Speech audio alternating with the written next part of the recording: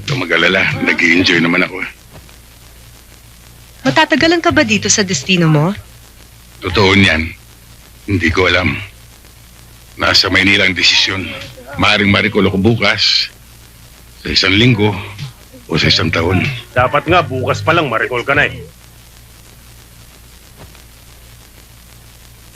Masyado nang mahaba ang pasiklab mo, Director Velasco. Marami ka nang naaapakan. Ginagawa ko lang trabaho ko.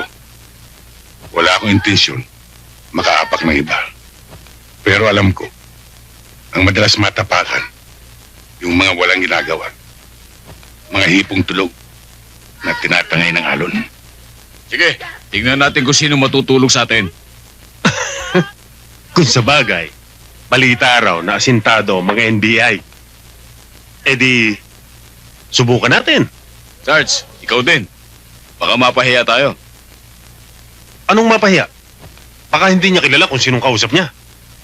Epi, mas mabuti siguro kung sa loob na lang tayo. Hoy! Huwag kang bastos, ha?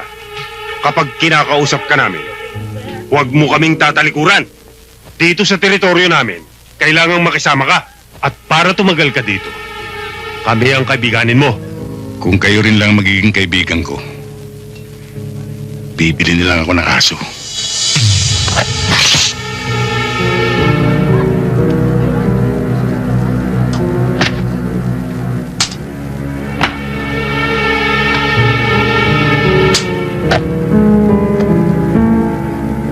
Kung gusto niyo magtagal, ako ang kaibiganin niyo.